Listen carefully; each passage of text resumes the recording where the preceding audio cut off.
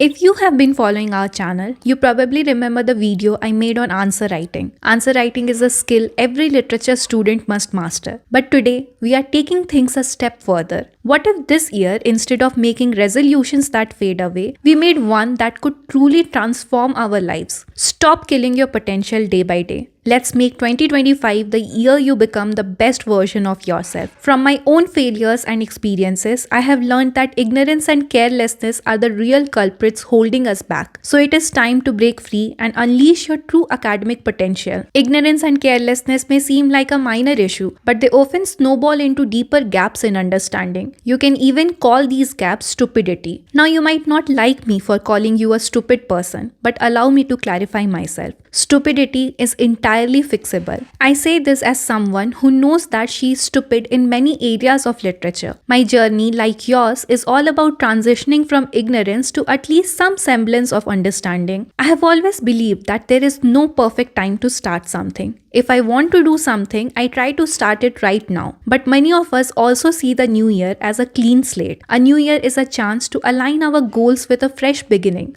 So why not make 2025 the year you take control of your academic journey? English literature is not an easy degree. If you have been in this field long enough, you know that frustration of reading a novel in English that suddenly feels like a foreign language. That is because this degree is not just about reading stories. It is about training your mind to decode the layers of meaning, to master close readings, to engage with theories and to apply them effectively. It is pretty challenging, but for me, it has also been incredibly rewarding. Before I begin, let me introduce myself if you are seeing me for the first time. Hi, my name is Monika and I'm a Junior Research Fellow at Department of English Studies, Central University of Jharkhand. In this video, I will guide you step by step and help you become a better reader, give you some tips for excelling in your academics, and finally, I will discuss how to start preparing for the coveted NET exam.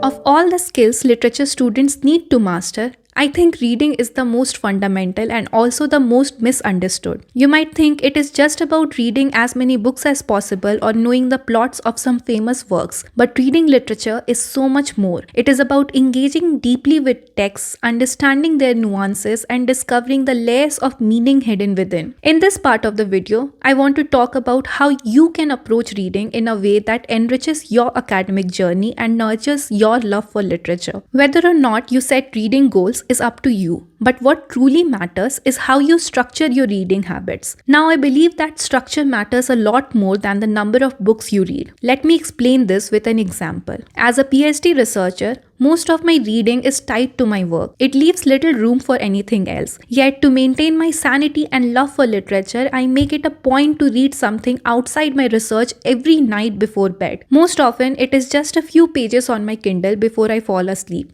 But this small habit has been a game changer for me. It keeps my passion for reading alive and prevents me from feeling burnt out. Even your passions can become overwhelming if you are not careful. So my advice would be to read as much as you can and also to read as widely as you can. When you become a better reader, everything else in this field will fall into its place. Always remember that studying literature is not just about knowing stories but actually about understanding them. Summaries can never reveal the intricacies of a text or help you truly understand the complexities of the world around you. We read not just for knowledge but for the sheer joy it brings. Reading offers a window into countless perspectives and worlds. Never lose sight of the fact that every time you pick up a book, you are doing yourself a huge favor. If I start talking about all the benefits of reading, it would easily turn into an entirely new discussion. But even if you approach reading solely as a literature student whose aim is academic excellence, you cannot succeed without cultivating a healthy reading habit. Beyond academics, reading shapes us into better, more empathetic individuals, something our present world desperately needs today.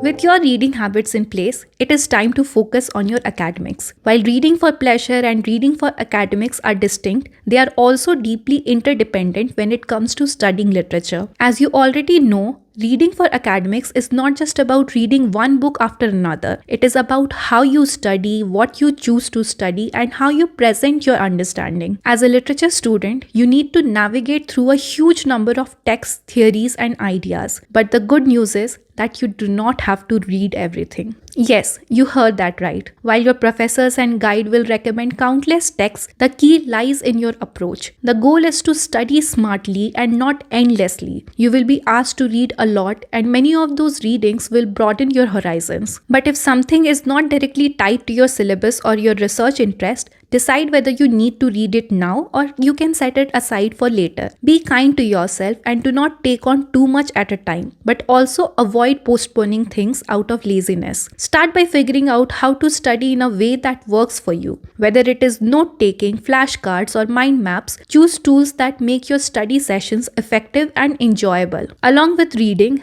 writing is equally important. Your ability to express thoughts clearly is often the difference between success and struggle in your academic journey. If writing feels challenging, check out my video on answer writing linked in the description. I'm sure it would be of help to you. I'll be happy to help you in any way I can, but please don't rely on ChatGPT for your thinking and research, even writing to some extent. I strongly believe that AI, if not used cautiously, has the ability to make a person mediocre. When deciding what to study, always prioritize literary theories. Think of them as your foundation. They shape your interpretation and help you engage critically with texts. Instead of attempting to read everything under the sun, focus on key texts and theoretical frameworks that are relevant to your coursework. This approach will give your studies depth and meaning. Do remember that your academic journey is not just about completing your syllabus. It is about building skills that will serve you for life. With a strategic and consistent approach, you will not only excel in your studies but also grow into a more thoughtful and articulate writer and thinker. And if you need further guidance, do not forget to explore the other videos on this channel. We constantly try to do our best to help you out in your journey.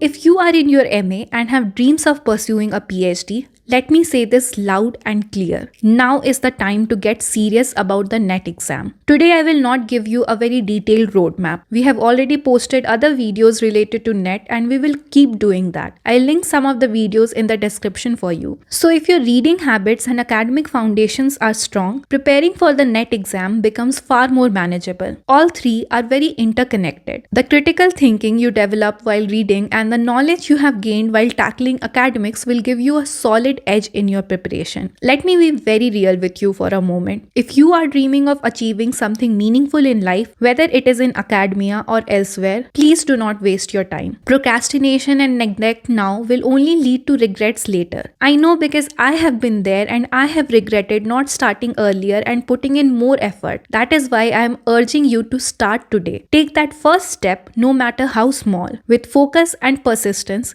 cracking NET will certainly be within your reach. Let me end this video with a thought that might stick with you. Nothing ever works out without a plan. It does not matter how ambitious or talented you are. Without a roadmap, you are just wandering aimlessly. Think about it. Do you ever actually scroll through all the long-form content that pops up on your home screen? Of course not. You will end up skipping most of it because you have the luxury of time to decide you do not want to engage with each one of it. If you do not actively question what you are doing with your time and make intentional choices, you will lose opportunities you might not get back. Equally important is taking care of your mental and physical well-being. I know how overwhelming life can get, which is why I live by my daily to-do lists and habit tracker. They help me stay grounded, and on days when I fall short, I remind myself not to be too harsh. Progress is about consistency after all and not about perfection. Finally, understand the value of your time. Think of it this way. Can you watch that movie later? Of course, yes. But can you prepare for your NET exam later? Probably not. That is why you need to prioritize wisely and give your future self something to be proud of. So that was all I had for you today. I'll see you super soon in the next video. Till then, keep reading and keep learning.